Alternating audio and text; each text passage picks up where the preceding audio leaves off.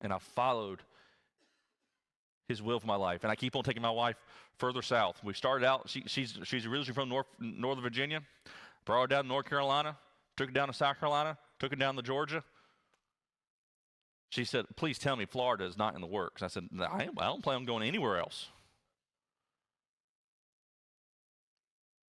But I put God in his rightful place. And I look back at my life now, guys, and I see where God has moved. I see where God has worked. I see where God has brought me to where I am now, but I am not satisfied with where he has me. I want to make sure, guys, that I am being the spiritual leader of my home that I'm supposed to be. I want to make sure that I'm doing it alongside my wife. I'm not working against her, I'm working with her. It takes a team. We see kids today and we see what they're going through. We see what they're battling. We see the suicide rate that is up in young people today. It's happened recently. It's happening, folks, it's happening right here in our county. It's real. I know this is a men's conference, and I am not attacking women when I say this, guys.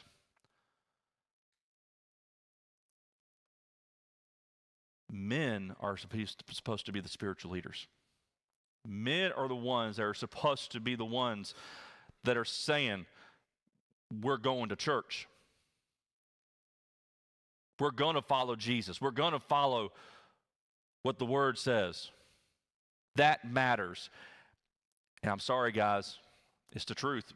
We're seeing it happen too much, where men are just backing up,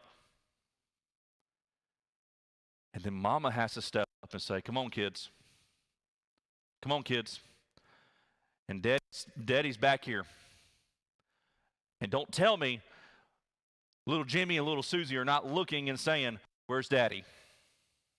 Because it matters. Guys, your family's looking to you. Your family's looking to you to be the spiritual leader that you're supposed to be. Put God in his rightful place.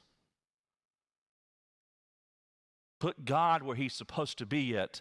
And if you will just follow him, if you will say and commit to God. I remember at the end of that movie, Courageous.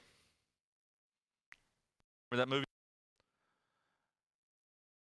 And the guy was up there, and he was raising his hand, and he was saying, I will, I will, I will. Guys, nobody else needs to do it for you. Don't let the flesh get the best of you.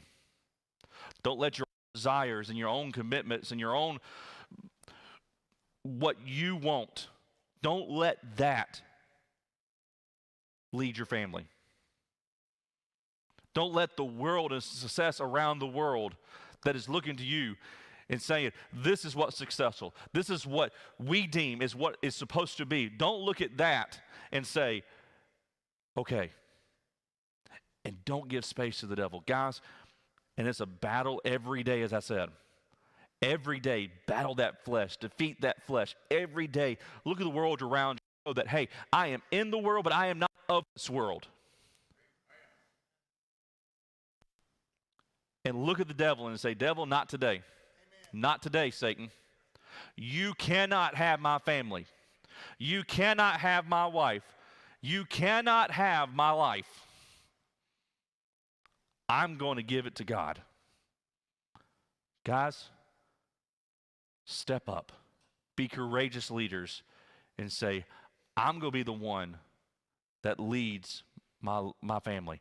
I'm the one that's going to take the church. I'm the one that's going to call us to be faithful to the Word. I'm the one that is going to be the spiritual leader that I know God has called me to be. Father, there is no one like our God.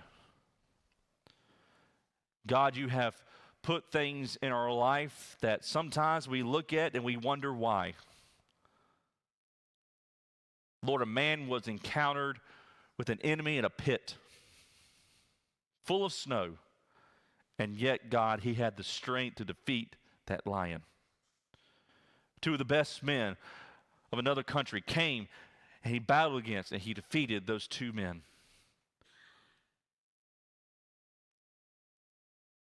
A tall Egyptian came, and the man took the spear out of his hand and killed him with his own weapon.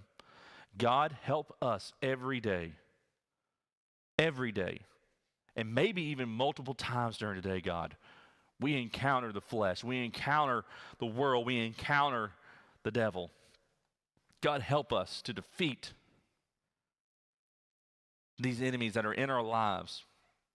God, help us to recognize that they are present in our lives, not to ignore them, but Lord, give us the strength we need to defeat them so we can be who you have called us to be. Help us to be the spiritual leaders of our homes.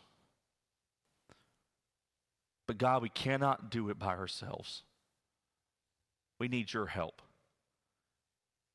So God, I pray for myself and for every man in here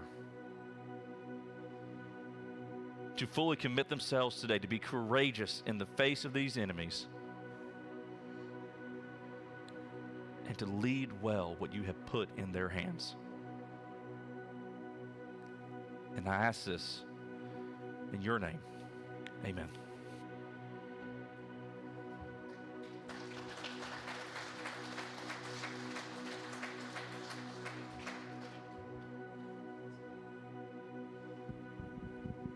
Little change of plans. Caleb's fixing to bring us into worship, but after Randy spoke, after Adam spoke, I kind of feel like we just need to come to God. Before he brings us into worship, I just like to go to God with reverence. I'm going to ask you, if you have something in your heart, something that you need, I just want to open up the altar. Very, very simple. You know, Randy spoke, and I'm not going to rehash what Randy said or Adam said, but God is in this place, and I got to respect both of these men, and they brought the message for each of you. Randy, I put his headset on, and I know some of y'all saw it kept going this way, but he didn't miss a beat. I mean, he didn't miss a beat. And after he got through speaking, I said, God, should we have had an altar call then? And then Adam spoke. And I said, maybe we need an altar call now. And I said, you know, God, I think in the morning for our church service here at Bradley, we might start with the altar call.